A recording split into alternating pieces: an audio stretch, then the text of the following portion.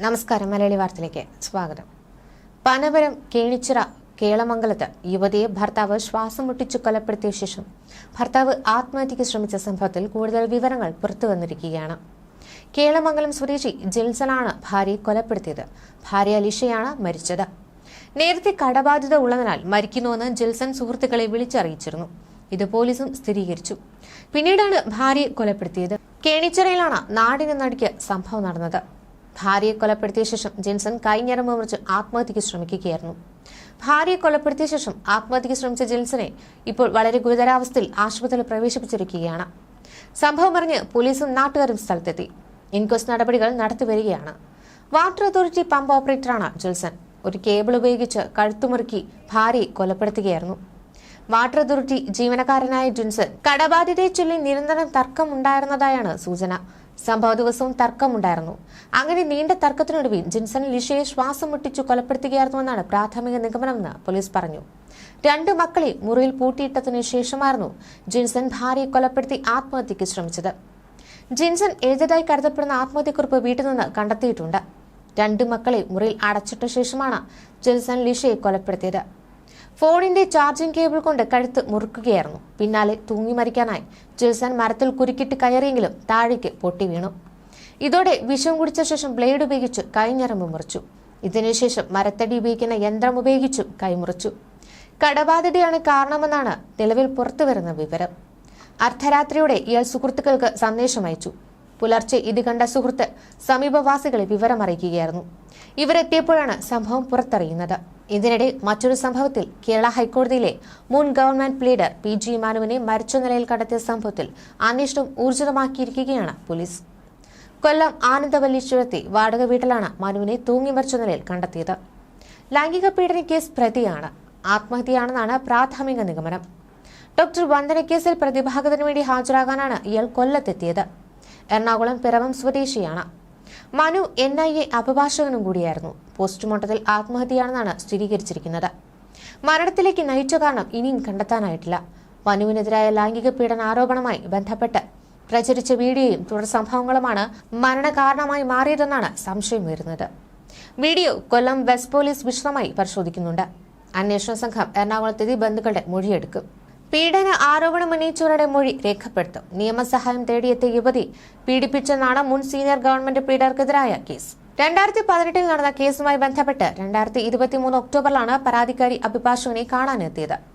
പിന്നീട് പലപ്പോഴും യുവതിയെ ഭീഷണിപ്പെടുത്തി കടവന്ത്രയിലെ ഓഫീസിലും പരാതിക്കാരുടെ വീട്ടിൽ വെച്ചും പീഡിപ്പിച്ചതായാണ് പരാതി. അനുവാദമില്ലാതെ പരാതിക്കാരുടെ സ്വകാര്യ ചിത്രം എടുത്തതിനും ഫോണിലേക്ക് അശ്ലീല സന്ദേശം അയച്ചതിനും IT ആക്ട് അടക്കം ചുമത്തിയാണ് അഭിഭാഷകനെതിരെ കേസ് രജിസ്റ്റർ ചെയ്തത്. ഈ കേസിൽ ജാമ്യത്തിലിറങ്ങി മനു മറ്റൊരു യുവതിയെ പീഡിപ്പിച്ചതായും പരാതി ഉയർന്നിരുന്നു. ഇതോടെ ഇയാൾ കുടുംബത്തോടൊപ്പം യുവതിയുടെ വീട്ടിലെത്തി മാപ്പ് പറഞ്ഞു. ഇതിന്റെ ദൃശ്യങ്ങളാണ് അടുത്തിടെ പുറത്തു വന്നത്. എന്നാൽ പരാതിക്കാരി ആരോപിക്കുന്ന തരത്തിലുള്ള പെരുമാറ്റം തന്റെ ഭാഗത്തുനിന്ന് ഉണ്ടായിട്ടില്ലെന്നും തൊഴിൽ രംഗത്തെ എതിരാളികളുടെ കരുതിക്കൂട്ടിയുള്ള നീക്കത്തിന്റെ ഭാഗമാണ് ഈ കേസെന്നുമായിരുന്നു അഡ്വക്കേറ്റ് മനുവിന്റെ വാദം. റൂറൽ SPക്ക് ലഭിച്ച പരാതിയിലാണ് മനുവിനെതിരെ കേസെടുത്തത്.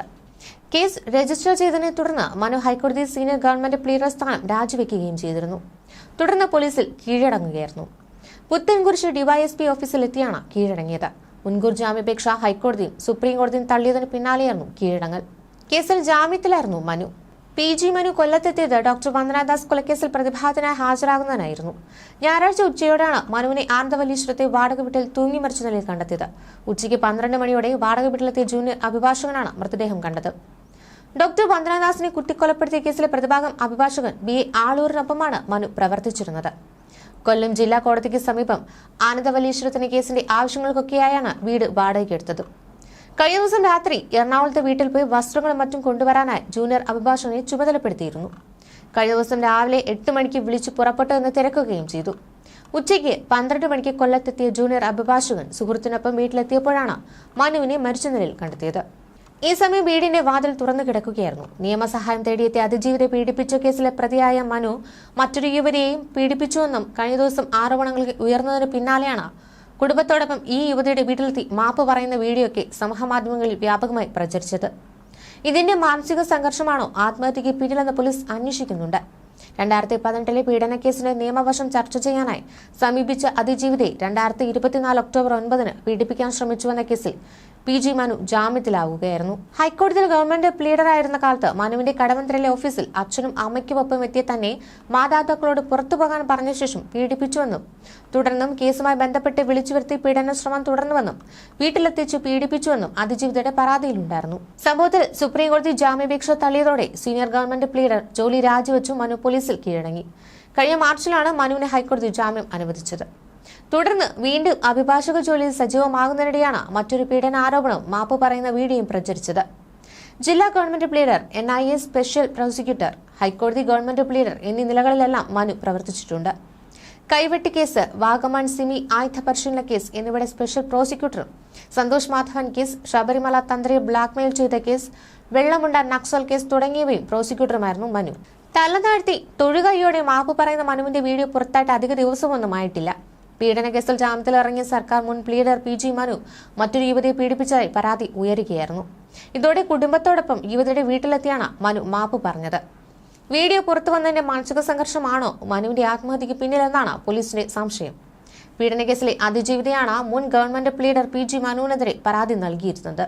2018-ലുണ്ടായ ലൈംഗികാതിക്രമ കേസിൽ 5 വർഷമായിട്ട് നടപടിയെടുക്കാതെ വന്നതോടെയാണ് നിയമസഹായത്തിന് പോലീസ് നിർദ്ദേശപ്രകാരം പരാതിക്കാരി ഗവൺമെന്റ് പ്ലീഡറായ PG മനുവിനെ സമീപിച്ചത്. മനുവിന്റെ ആവശ്യപ്രകാരം കടവന്ത്രയിലെ ഓഫീസിലെത്തിയപ്പോഴാണ് കടന്നു പിടിച്ച് ബലാത്സംഗം ചെയ്തതെന്നാണ് യുവതി നൽകിയ മൊഴി.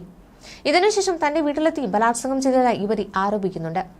രഹസ്യഭാഗങ്ങളുടെ ഫോട്ടോ എടുത്തുവെന്നും യുവതിയുടെ മൊഴിയിലുണ്ടായിരുന്നു. മനു അയച്ച വാട്സാപ്പ് ചാറ്റുകൾ, ഓഡിയോ സംഭാഷണം എന്നിവയും തെളിവായി പോലീസിന് കൈമാറുക കൂടി ചെയ്തതോടെ മനു കുടുങ്ങുകയായിരുന്നു. ഒടുവിൽ പോലീസിന് മുന്നിൽ മനു കീഴടങ്ങുകയും ചെയ്തു.